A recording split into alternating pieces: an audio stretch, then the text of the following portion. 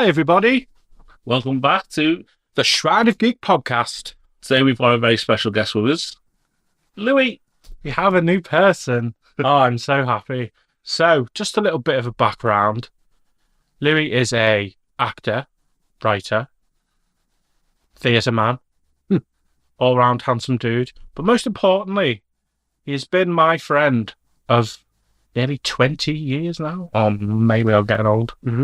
Oh my God, that makes me a bit sick saying that. Yeah, so all three of us went to school together. We did. Me and Louis have done a couple of productions in school together from Oliver. Oh, of course. Yeah, we done Oliver, Wizards of Oz, Are They Out, and Bugsy Malone. Yeah, Bugsy was my last one. You said that one like that's the one. That's the Bugsy Malone is the one. It was the one. It was. I do love that movie. Yeah, we had such fun doing that as well. I didn't do theatre because I was cocky, but I didn't want to be cocky in front of people. And I don't have any talent, so that's why. But I watched them. So before today, do you know what? I want to know what it's like being an actor, what it's like being a writer, what it's like getting stuff out. Right, so the first thing I want to talk about, you've got a new project coming out. Is it Channel 4? Yeah. And it's coming out in a few days? Yeah, so that's going to be out on the 8th and 9th. It's a new crime drama called Patience that I was involved in at the start of last year. And we went out to film. And basically it's about an autistic archivist who works with the police. And she turns out to be like this amazing, like, what would you call it? Like, she's an amazing, like, detective, and she gets this opportunity to work with the police. And where I come in is I am part of this group that she goes to. And what was really exciting was we got to work with, like, all of the actors in those scenes were neurodivergent. Oh, okay. And I remember flying to the place where we were shooting, and they got us all together and they did costume together, and they just made it like really safe and really like really accessible. They had an access coordinator, which is a new thing for a lot of productions, which is basically like allowing anyone who's neurodivergent, deaf or disabled to have someone there to be able to advocate for people who need that like access. Which, you know, you don't get to have it on many productions. So when you do have it, you really utilize it, and to have someone there who you can go to and say, oh, I just need this, or can you do this? And yeah, it was really good. And they were so good at looking after us. Yeah, just a really, really exciting to be a part of. Oh, good. So that's Channel 4. What time are we going out, do you know? I think it's at 9 p.m. The first episode is on the 8th. So yeah, I hope people really enjoy it. Yeah. To be honest, the trailers have a look really good, and obviously we were going to see it anyway because you're in it. But we're not going to pressure anymore about it. We know, like, with it being you, we'll keep it all. Don't want to get you in trouble. No. Tell us everything, Louis. Tell us everything. No. Yeah. Totally. But we were talking about this, like, before we started rolling, mainly, that there's not, like, in terms of, like, crime-solving dramas, often the protagonist is kind of portrayed as quirky or funny or whatever, but they never, like, almost playing it up for laughs, kind of hint at, oh, you know, they've just got autism or whatever it is, but playing it up for laughs. Like, we were talking about Monk maybe being, like, the only example we could think of the top of our heads where, like, somebody who's, like, a bit neurodivergent and their headspace with their germophobia really plays a lot into, like, who they are in the character. But even that, they were kind of playing it up for laughs. Yeah. Like, oh, look, he doesn't like getting mud on him. That's funny. I was like, you know, it's a bit... But this one seems like a nice, genuine attempt at showing not only how this character's autism really serves her well in what she's doing, but, like, the struggles that also come with it. I think it's also just important for representation, you know, to have autistic actors playing autistic characters, and, you know, being able to tell our own stories. And as you say, it can be easy to like boil us down to a set of characteristics, but actually we're more than that. We can be so much more than that. We are so much more than that. And yeah, just having that representation and showing the different sides of us, that we can be funny, we can do good things, we can do bad things. It's not just a one size fits all for everybody. Yeah. And I think that kind of representation for neurodivergent people on screen, for young people to see that they can go into a career like that, or they can use their differences positively, but not in a way that makes them feel infantilized, or you've got superpowers, because for everybody it's different. Like, what one person may see as a superpower is somebody else's kryptonite to go on that kind of metaphor. Yeah. And we have to be really careful about how we use those phrases, because it's different for everybody. But yeah. No, I'm excited for it, because it's almost turned or people have weaponized this into like a famous buzzword now. Representation matters, but it genuinely is important. I mean, because I think you'd get so much more authentic pieces from somebody who has lived experience of what they're portraying. Like, it doesn't always have to be the case. Not everyone has to play their exact same character, but it makes for a lot more sincere art. Yeah. When you've got that, I mean, and I know people get a bit thingy with representation matters, don't they? But when you drill down and think about it, it really does. Like, the example I use is football. Yeah. Like, obviously I'm a Liverpool fan. I love the fact Mo Salah's amazing and all that, but I get a special warm feeling when Curtis Jones or Trent plays well, because they are working class lads from Liverpool. Yeah. They are like us. So that means more. Yeah. And a lot of people accept that. A lot of football fans are like, oh, it means more when the local lads do well.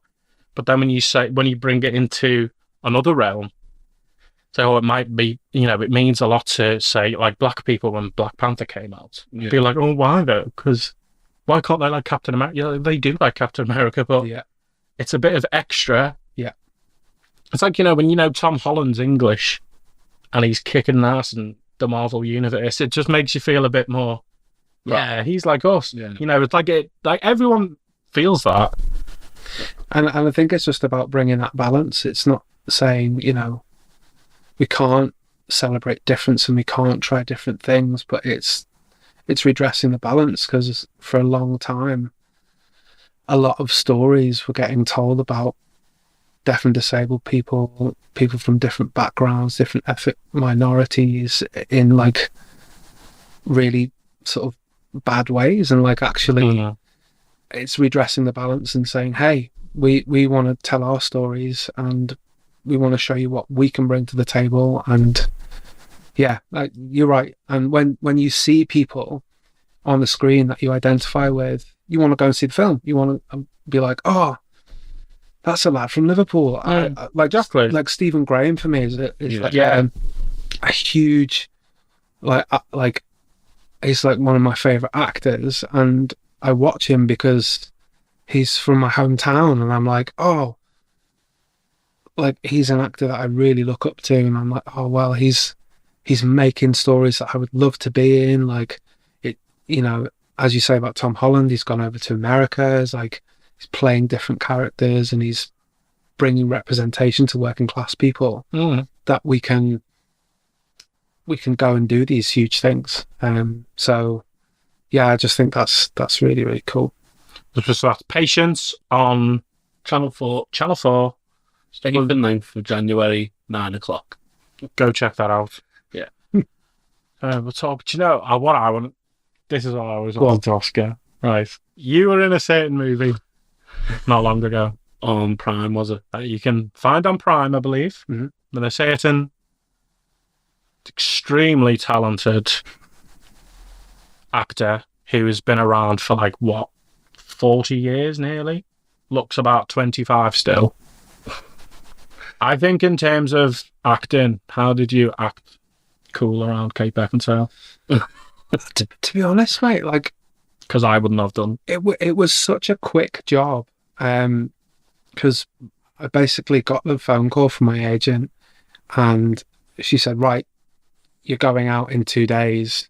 Have you got your passport? Have you got this? Have you got that? Yeah, okay. And then it was, right, here's the lines, here's the this, here's your trailer. We've got about 10 minutes.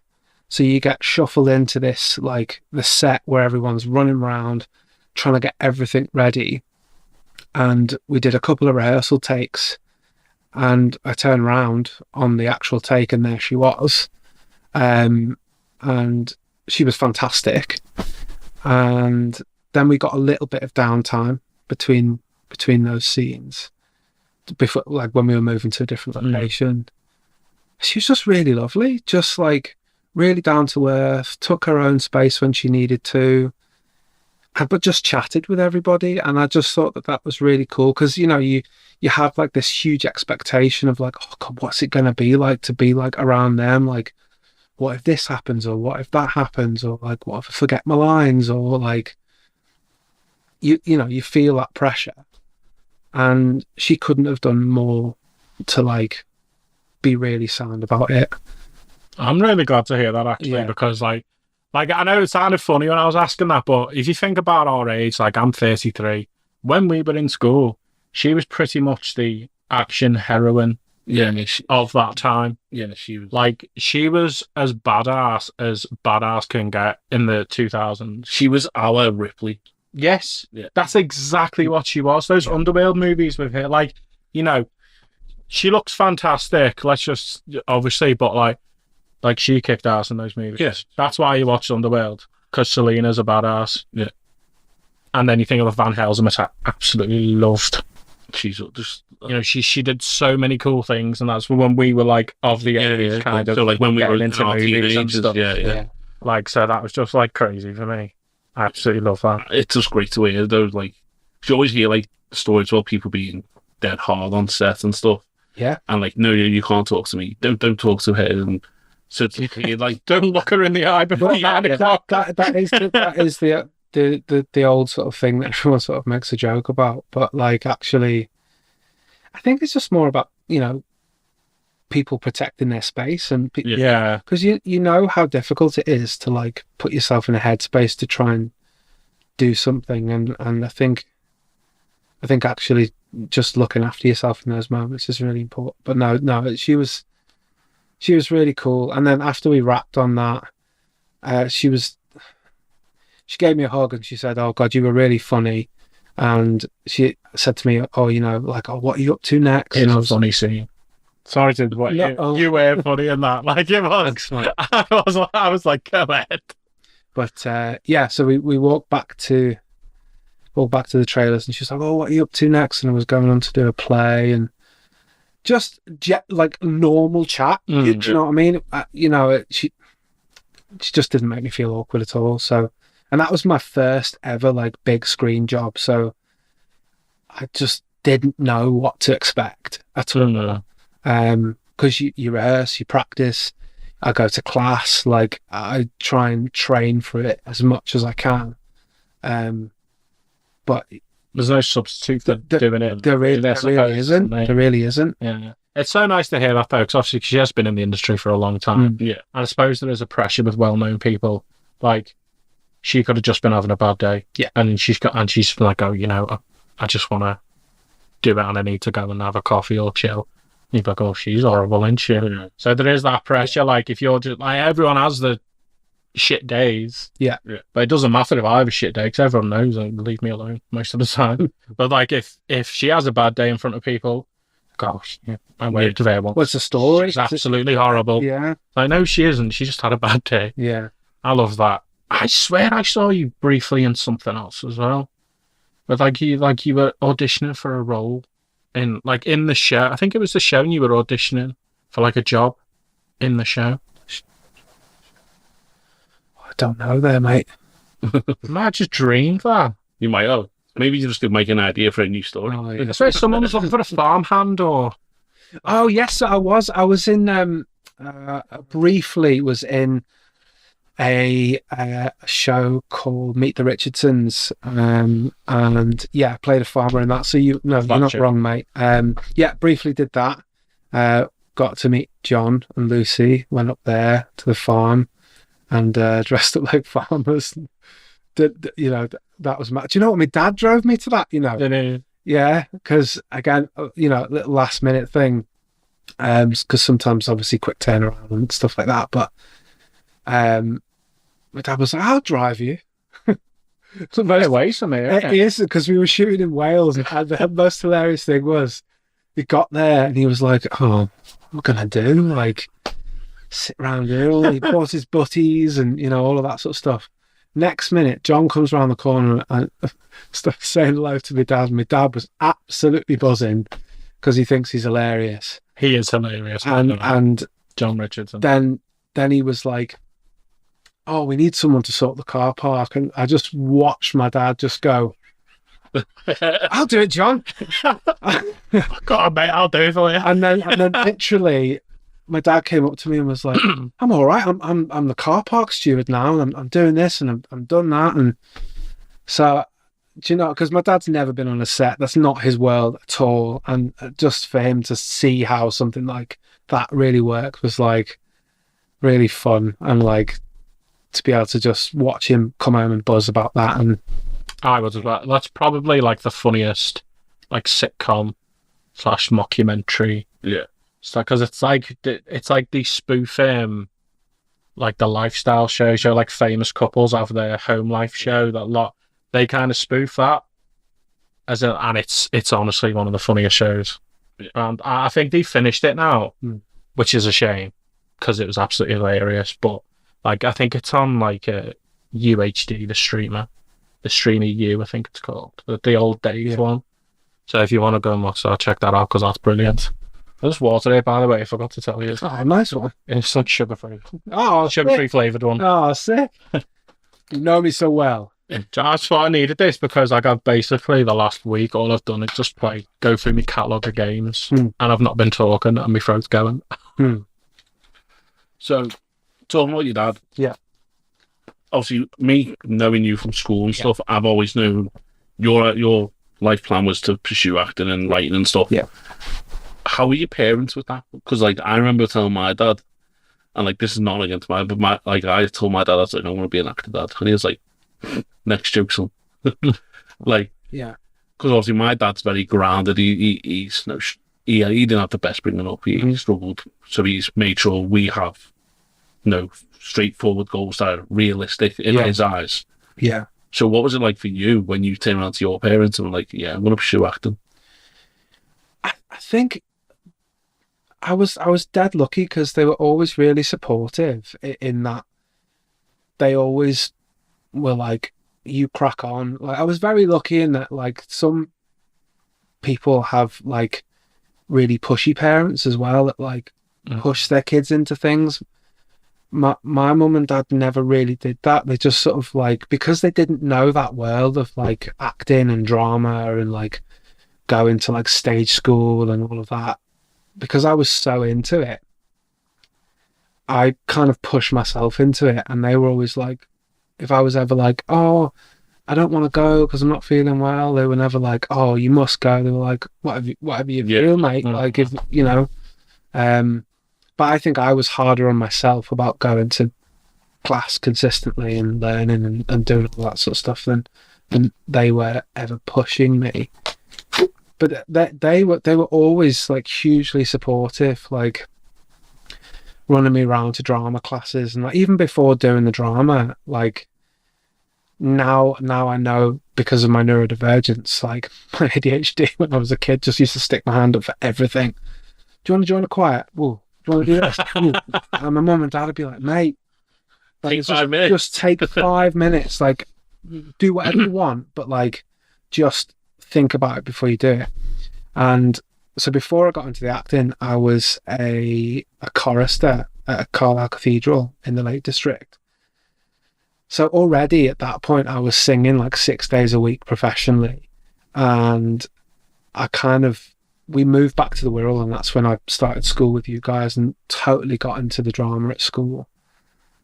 We were quite lucky with drama at school because we had Joe, who was our teacher, and we had Katie, and we had Simon. You know, these teachers, they proper helped mould us into who we are today. And that theatre space as well. Yeah, you think about it, that whole hall was like, it must have been like a 500-seater theatre, and every year they do this huge production and give kids an opportunity to really have a proper go at it.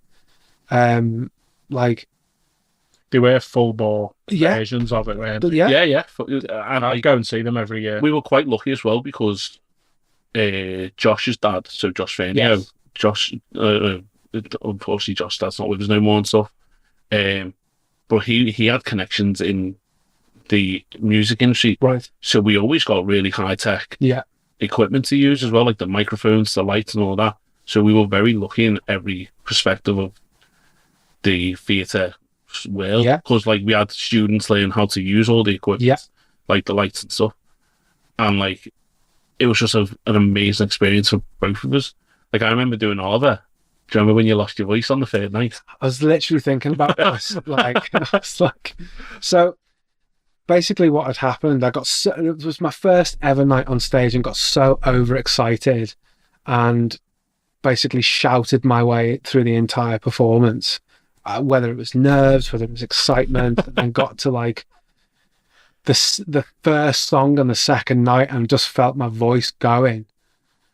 And I just remember my heart just like pounding out of my chest. And then in the middle of the blackout, I just remember a music teacher, Katie, coming up to me and be like, "It's okay." And I just stood there with the lad who was playing Oliver, just being like, just remember crying my way through One Boy, which is meant to be like this really proud, like, I'm selling this young child.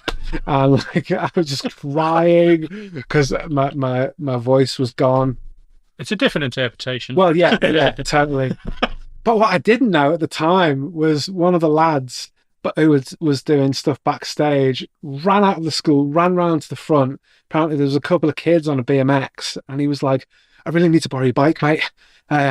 I just need to run to the shop. I'll be dead quick." And apparently he BMX'd it all the way up to the local shop and got like cough medicine, cough sweets. And I just remember him coming back. It was just like everybody clubbed together and was like, "Oh, how can we fix it?" And to top that off, mate, by the third performance, I'd completely lost my voice. And they got our science teacher. What was his name? Mr. Richards, who was like into his like. He loved theatre, didn't he? Yeah. I remember when we were auditioning. Just imagine him now in my time to chat. Yeah, you're like, yeah. But like, I remember they asked me to come back to try out for Fagin. Mm-hmm. And so like I was doing a song and I was like, I couldn't get the feel of it. Yeah. So he done the song for me. Yeah. And like he was just so good. And I was just like, yeah, I can't perform after that. But yeah, no, it was like he smashed it as well. He was very good. Brilliant. And like you say, he was definitely like, this is my time to shine. Yeah. But then he just came in and rescued me because I had enough voice to do my lines and play the character, but I just didn't have enough voice to sing. Yeah. But actually, what transpired, it was probably still to this day the reason why I was like, oh, this is the career for me. It was because he was singing and I was miming, and it was getting the total wrong reaction. It's meant to be like these beautiful songs and, you know, all of it, and I was miming. And it was just bringing down the house. Yeah. And I just like was like, oh, this is what it can be. Like, this is what this feeling is. And I've just been completely hooked ever since. Yeah. So back to my mum and dad, they saw that and were like, okay, we get it. Yeah. And you know, they've been like super supportive ever since. But I think they just always like, you know, like, look after yourself, because it's just not a world they know, and you know, it's just so. But they've always been extremely supportive in that way. I remember when we were doing the shows as well, and it would come to like January, like, so the shows would always be in February, and then it would come to January time, and then Joe and I'd be like, right guys, we're gonna have to come in a couple of Saturdays to do proper full rehearsals, and we were all like, yeah, sound. And then we'll get our breaks in, like the likes of me and you and that were out on the front of our skateboards and skating, and that was like chilling and just having a good time. It was like so good. I loved everything about doing those at school. I think that's like also like another, because when you don't go to like a stage school per se, and you go to more like a youth theatre, which I feel like that's what Joe was sort of trying to create. Yeah. And you're not only learning how to get on the stage and do your job and do acting and singing and dancing and all of those sorts of things, but like having the space to learn those social skills in between, to like go outside and like do a bit of skating and stuff. Because I grew up skating. I used to love rollerblading. Like, used to go to ramp works every weekend with my mates and stuff. And like, I had like loads of like, I look back now and go, like, I really struggled to fit in with people, but I knew that like, oh, when I was with the skaters, I could be like this, and when I was with the acting friends, it could be like this. And then as worlds started to sort of collide and all of that. But like, yeah, I just found that like a way to like express myself as a young person that wasn't just about it being like who's got the biggest part, who's got this. It was more like, cool, how can we come together as an ensemble and make something really exciting? And that was kind of really what pushed me into like going to the Everyman Youth Theatre, because I went from there to the Everyman, which was more of the same, which was more like devised work, and we'd like do a lot of improvisation, and like that's when I really got into that key skill. We hear a lot about. That's a theatre in Liverpool. Yes, Theatre company in Liverpool. Yeah, so the Liverpool Everyman was like, back in the day, had like a rep company and loads of incredible actors. Julie Walters, Mrs. Weasley. I mean, loads of people, like Jonathan Price came through there, and like, did he really? Yeah. Is he from Liverpool? I'm not sure whether he's from Liverpool. Yeah, but I think it was more just a space for up and coming actors to get kicked on stage every night, do 5 different plays at once, and just really learn their craft. So I was like, oh gosh, wouldn't it be amazing to like go and train there? Opportunity came up to like go and be part of their youth theatre. And I just took it with both hands, because at the time I was also studying at college, acting, and that was just like an opportunity that came up. But yeah.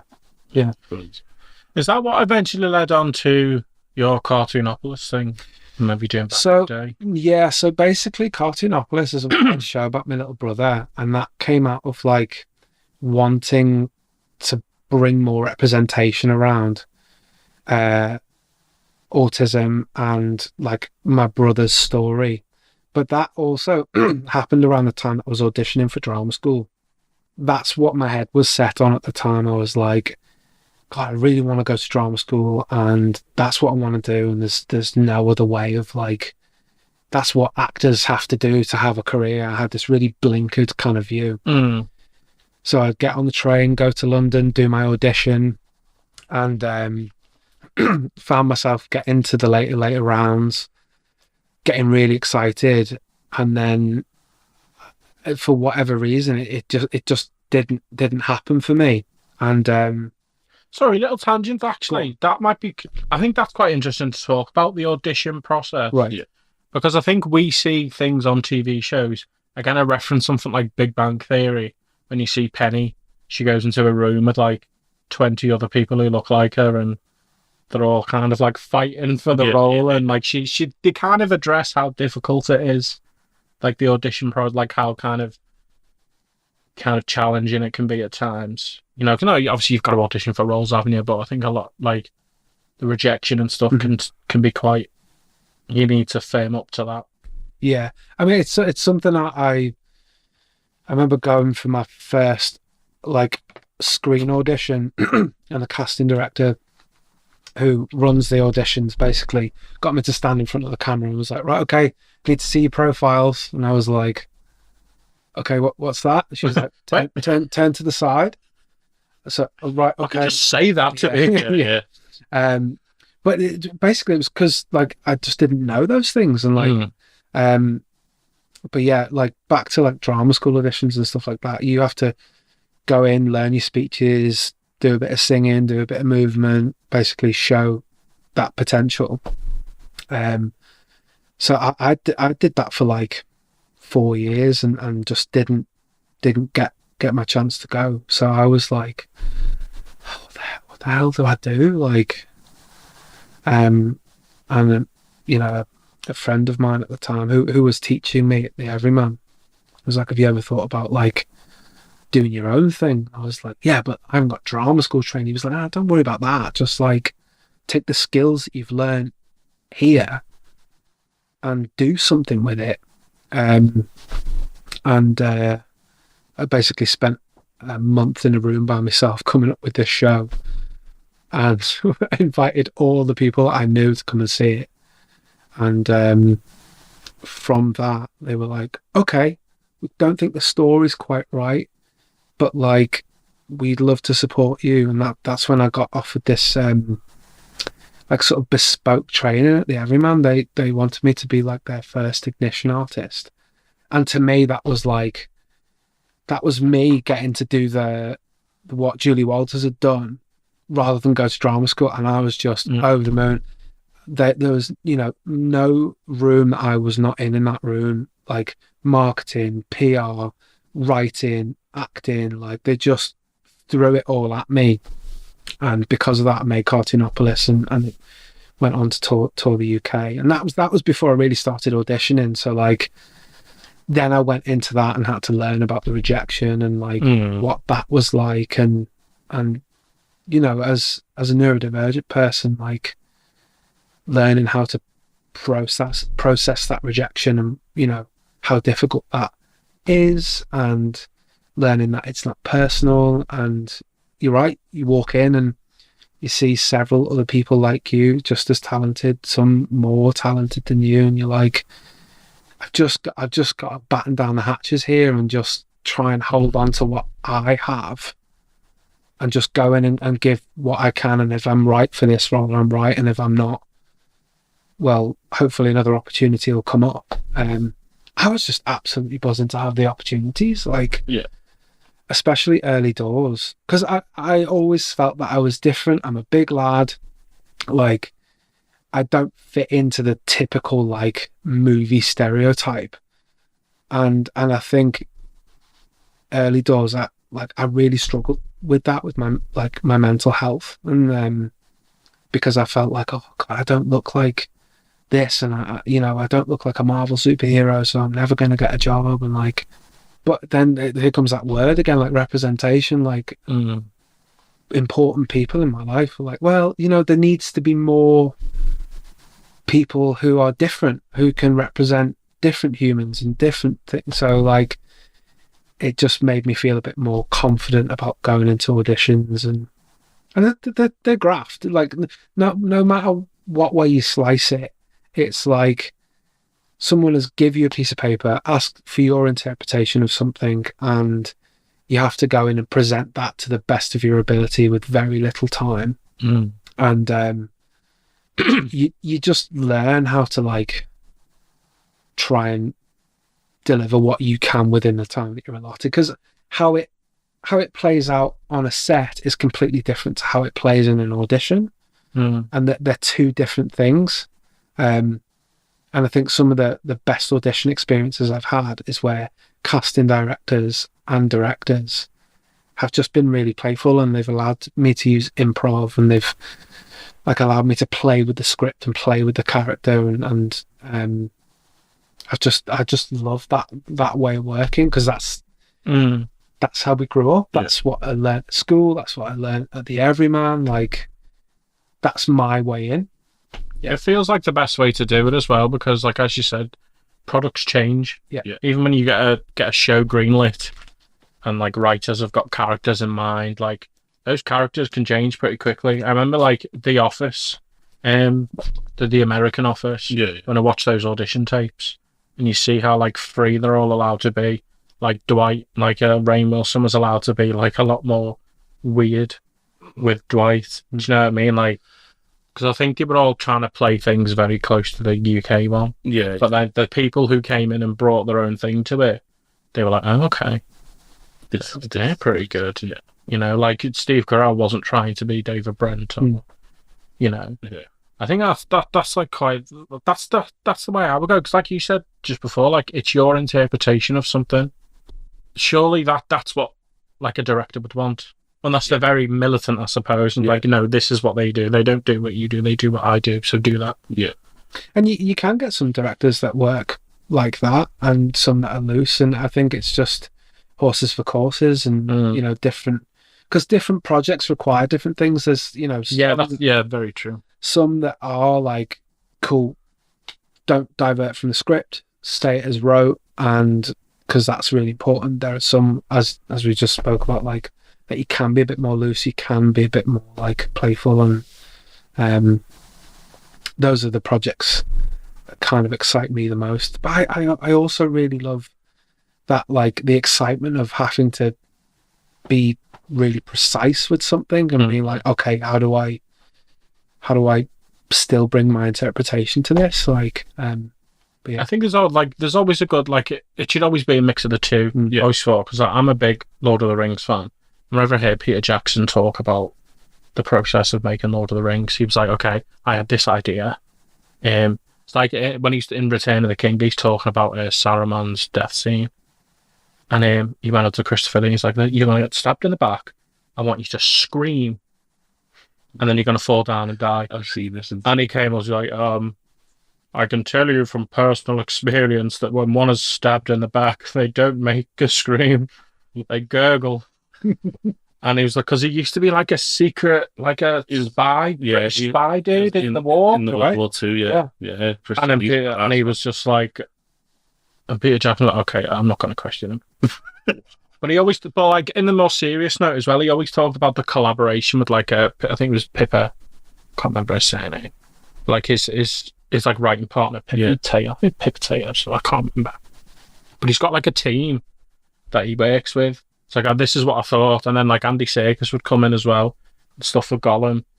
So I think like it's good to have that kind of idea, because without that, Lord of the Rings wouldn't have been made. Without Peter Jackson being militant, you know, this will work, it can work, but then like he had people around him to be like, oh, maybe, you know, and they cast a different person for Aragorn, you know, so he wasn't so straight-laced to be like, okay, maybe I've not got that right, maybe. So I think it's always good to have a collaboration and stuff, because they make the best things when you can like join together with people, different ideas, like tune things up.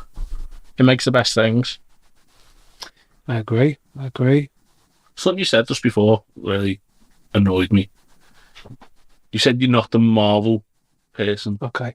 And I get that, because obviously all the Marvel characters we see these days, and DC and all these ripped guys, you know, proper big. And it's making me think, like, I can't think of anyone famous these days who are big like us, you know what I mean? Like, all three of us were big guys. And the last person I can think of, like, famous-wise, who was a big guy who was fucking brilliant, was John Candy. Don't make me sad about it. But it's like Planes, Trains and Automobiles. One of the funniest movies ever. Cool Runnings. Yeah. Such an underrated performance, but like that speech in the boardroom where he just absolutely rinses them. And also, I've seen this thing recently where in Planes, Trains and Automobiles, Stephen Martin did like this video flying around on socials. He was like reading an old script, and he was like, I don't know whether they cut this for time, but look at this huge monologue that John's character had. And he said, I just remember him delivering this piece, and I was just bawling my eyes out. Like, John had so much depth to him, and what an absolute hero. He's sincere. Yeah. That's the thing with him. Like, so, like, bring your thing to it. I think these big companies, like, you know, the Marvels, DCs, and all the others, they need to be hiring more. They need to show the world, especially kids. There's so many kids now who like, oh, I'm not the right frame, and like, because they're looking at these people who, like, you know, going through stupid surgeries and whatnot. They need to be putting more big people into films, and like, I couldn't think of anyone better than putting you into one. Know what I mean? It's like, I mean, for me, I think it's finding where you fit as well. Like, I feel like, you know, I would, don't get me wrong, I would love to have an opportunity to do something like that. Who wouldn't, right? Yeah. But like, it's finding, you know, that place where you sit. Like, I've always loved independent drama and like playing odd, quirky people, but like, I think you're right. Just having that representation, like watching plus size people fall in love on screen. Gavin and Stacey spoke about it. Yes. In their like most recent episode, like, and in their BTS stuff, they were like, you never see people like us falling in love and like having a boring relationship and not being great at sex and not being great at this, but like actually we're just two people falling in love. And like, I would love to see more representation of plus size people on the screen in every aspect, whether that's in the Marvel universe, whether that's in independent films, you know. And just, again, it's the same thing about being neurodivergent. We have lived experience. I do have a project in the works about that.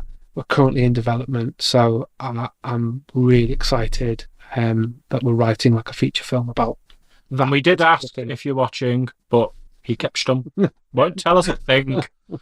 But yeah, so yeah, more, yeah, more is more. I'd like to see a sincere interpretation of different types of people as well. Right. Do you know, like, not just, oh, okay, people want more.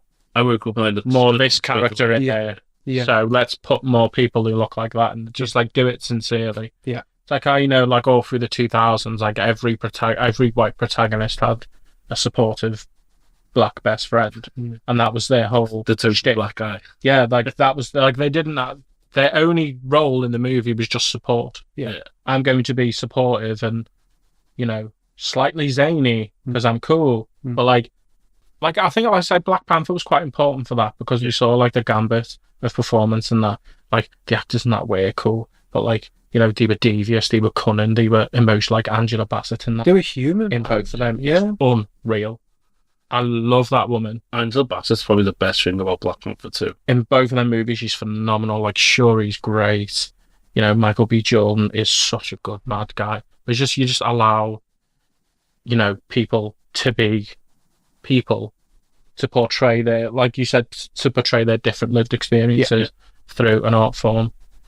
But I do like that about the independent film, because I think when we were growing up, there was Shane Meadows was very prominent during that time.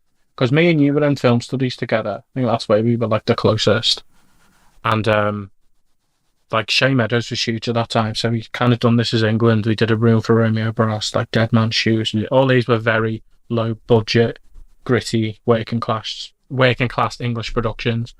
Like he's personally, like with Del Toro, he's probably my favourite director. Yeah. Because everything I saw of his, I just fell in love with. This Is England was one of the best things I saw growing up. It was like it opened your eyes to like what it was like in that era, because it was like the start of the early 80s, didn't it? Yeah. And again with him, though, there's a sincerity with everything he does. Yeah. It's not just like, oh, we're doing a caricature of skinheads, or we're doing a caricature of this Indian guy who's trying to be with the skinheads in the 80s. Like it's sincere human experience. They just happen to be that. Yeah. As well, Stephen Grayman, those films and shows was phenomenal. I can't think of anything he's not phenomenal in. I love that guy so much, to be honest with you. Like, and then you care like the stuff with his dyslexia or dyspraxia he have. So we kind of talked about that. Like his wife was helping him. His lines. And then you find out, so you're literally this, probably like one of the best working actors this country's produced in the last 20 years. him actually speaking about that was the reason that I decided to write Ryan Can't Read. Him speaking about his dyslexia and his struggles with that was the reason I was like, oh, like I felt empowered. Again, that word representation, to be like, okay, well, if Stephen Graham can talk about it, so can I. Like, and because of that, I reached out to our director, Rhys Chapman, with this idea, and we just went on a whole journey with it, and it's just had such a response, and we feel so lucky that the community of Liverpool just completely took us under their wing, and we're like, okay, let's do it. And we have managed to like travel the world with it over this past year, and it's still on the short film circuit. Yeah, it sure is. Yeah. Where can you go to watch that if you wanted? So it's not out publicly yet. We're still waiting to hear back from a few festivals and things, but like basically as soon as we can put it out there, we will. Because I've been searching for that, because I keep saying, oh mate, when I see you in those like trailers for it, I just want to hug you. Like, I know you're my mate, and I know you're fine and you're okay and you're great, but I see you in those trailers and I'm like, mate, that makes me want to cry. I just want to hug you in them. Thanks. Sincerity, and the gentleman you're starring alongside, I think he's plays the person who's trying to help you. Yeah. He looks brilliant in that as well. So his name is James Nelson Joyce, and he's a Scouse lad who is just absolutely smashing it at the moment. He is such a phenomenal actor, and we were so lucky to get him, and working with him on set. Talk about giving someone space, and just really knew what he was doing, and because of that, you're so much more excited to come into work, and like full of ideas, loves improvising, loves playing, and like but really allowed me to develop my own process in that, and like fantastic, like possibly like the best experience on set I've had so far. No, can't wait. So do you know if it's getting a public release? Or so hopefully I can't again, yeah, okay. If you don't want to get you in trouble. Yeah.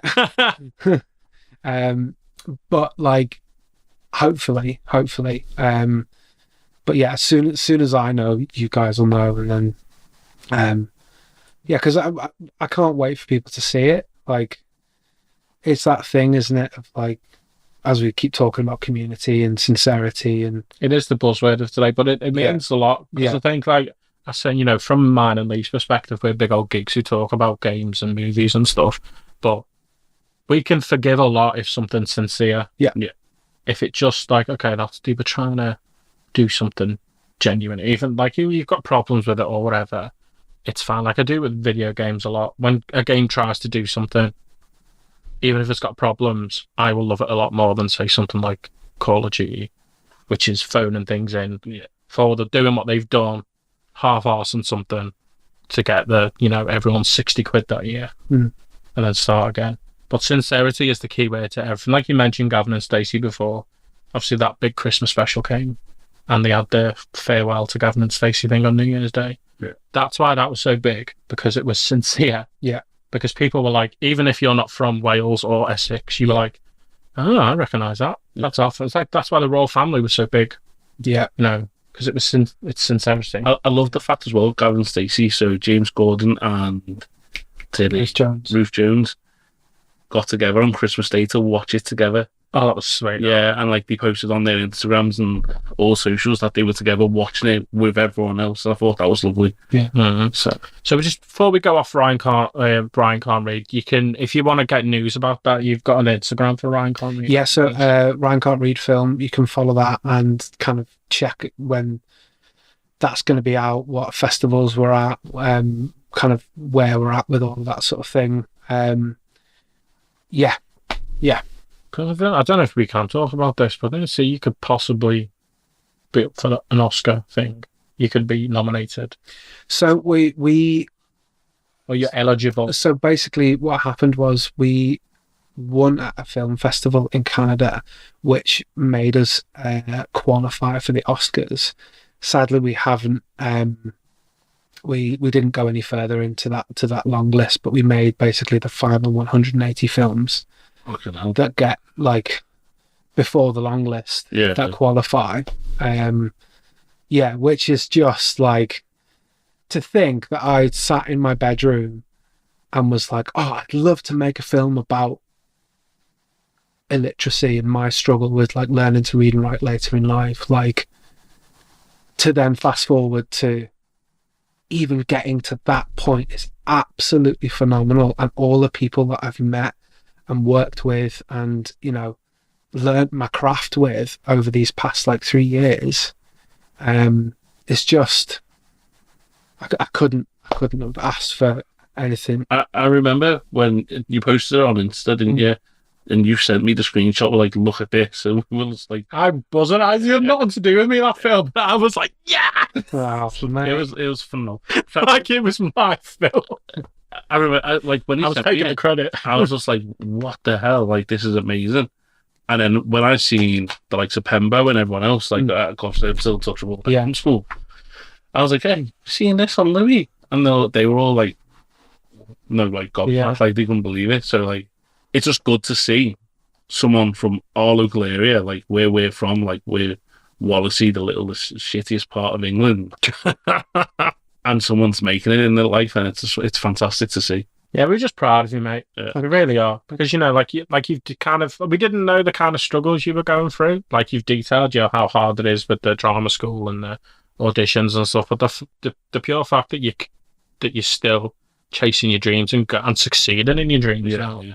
You know, the last few years, you've really got, like, kind of the payback for it. Yeah. You know, like the stuff you've appeared in. I'm just so proud of you, man. Sitting there in film studies class, like, not listening to Mr. Kirkadaker and talking about films we like that week, you know, to now you doing this. Because that's what I wanted to do when I was younger. I wanted to be in film production. Yeah. Didn't want to be in front of the camera. But I remember having, like, a discussion with maybe our head of year or something, and they just said, oh, you know, it is very competitive, that field, you know, you might not get anywhere. And I was like, all right then. I just give it up like that. Yeah. But then you said, oh, yeah, well, I might get somewhere though. I'm not going to say that's what I expect. But one of my friends went on to uni to continue film studies, and like he got to his third year, maybe it's fourth, and like his teacher was like, you know, chances of any of you in this room to make it is like 0.01% chance, and like half the class left. Look, what do you? I didn't think about this now, but what does making it mean?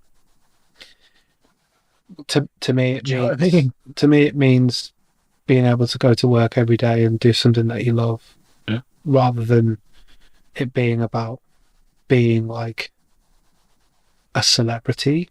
Like, that's it, going to work, making films, the ups and downs, like being successful is the yardstick that you put there for yourself. Like, for me, it's like, just do one more good audition, and like, that's what keeps me going through the tough times, is that, like, it's like that 25 pence rule, like, keep adding 25p to the pot. At some point, hopefully it'll all fall off, and you'll get that opportunity to do and work with some, you know, really phenomenal people, to create something that is, as you say, about like Shane Meadows, Ken Loach, all of those people that create that drama that affects people.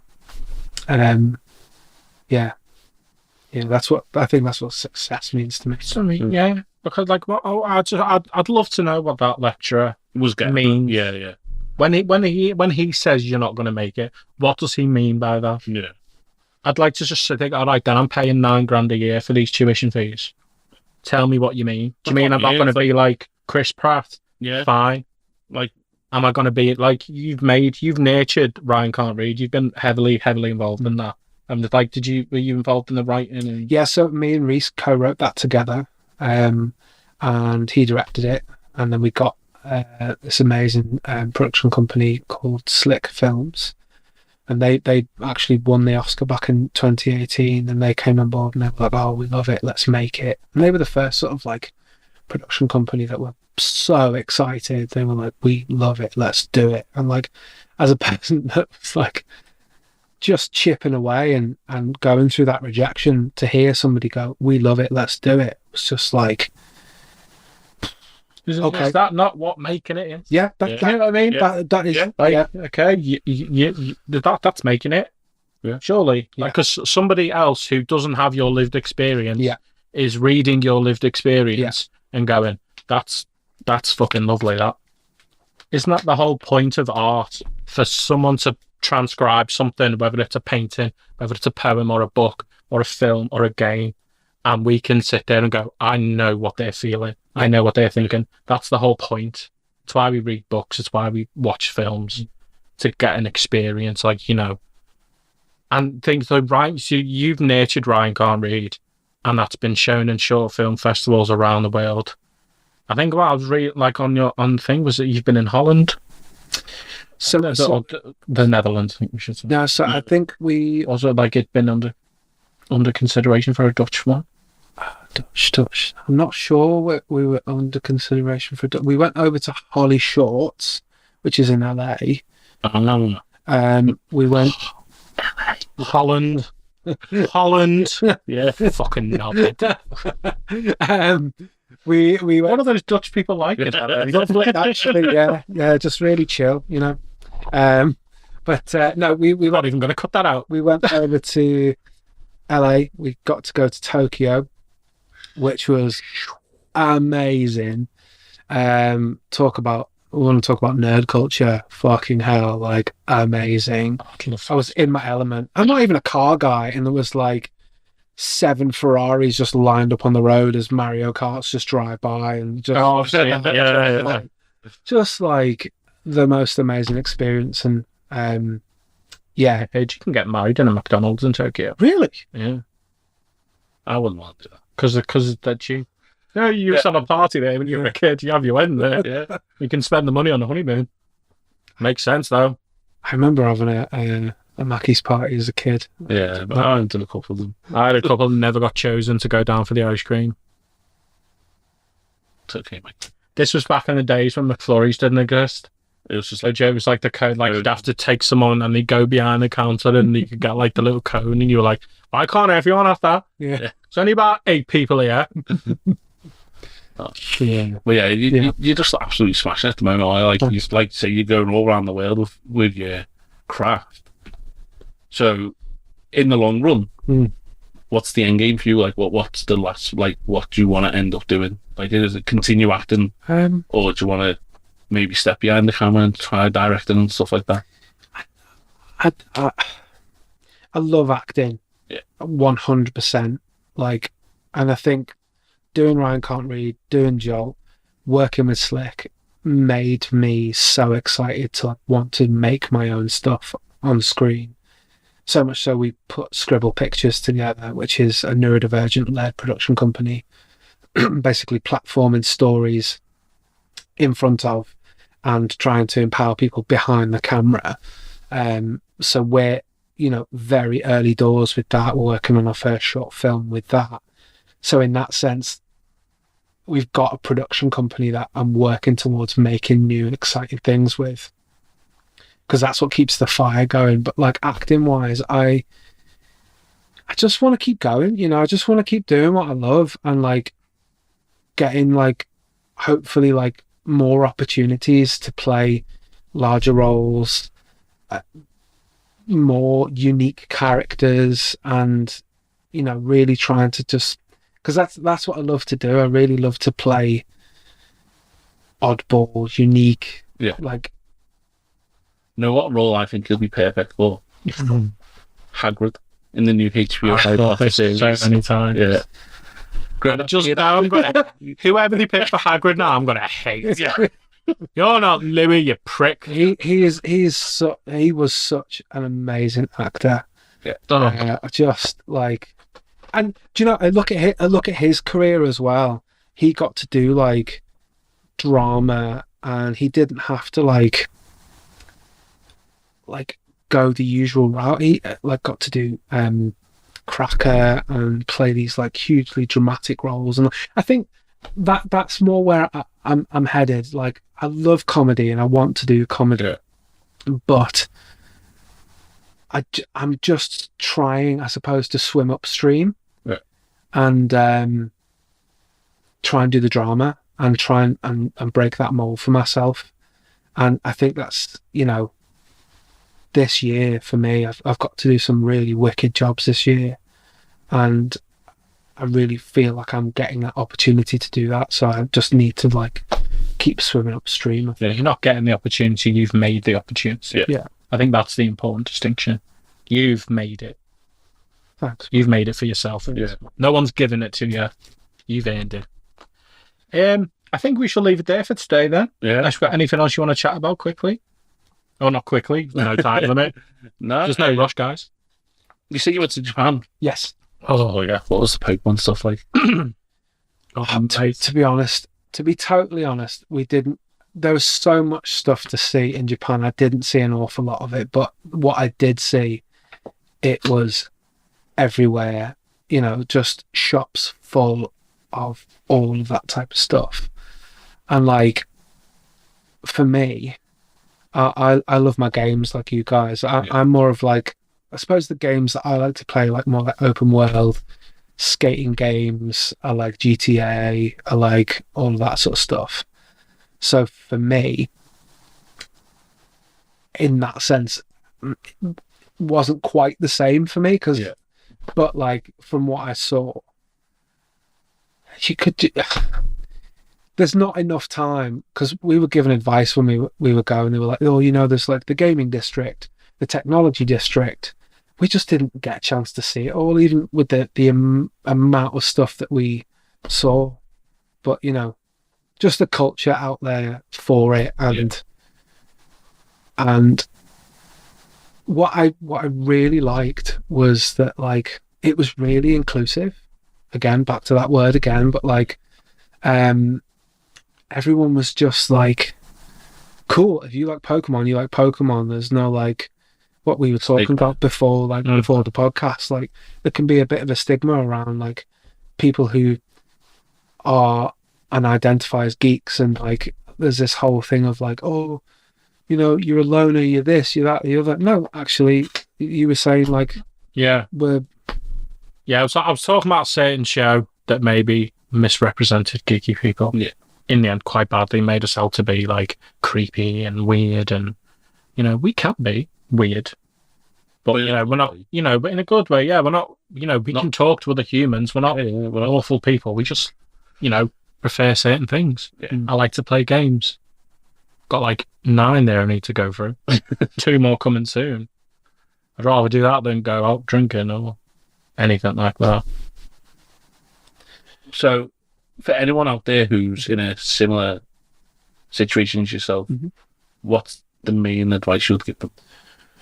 Oh gosh, I always worry about this question, because I always feel like, oh God, like, what if I answer it wrong, or like, what if my advice isn't the right thing to say, or like I don't have enough advice to impart to people.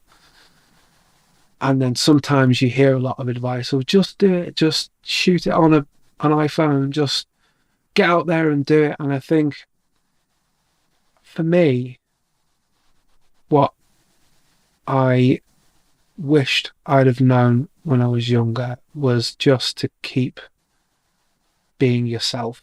Yes. Be more accepting of yourself and the difference within myself, and let that shine. Keep shining as you, and don't feel like you have to become a different person. Don't feel like you have to completely mold yourself into something that you're not to pursue a career.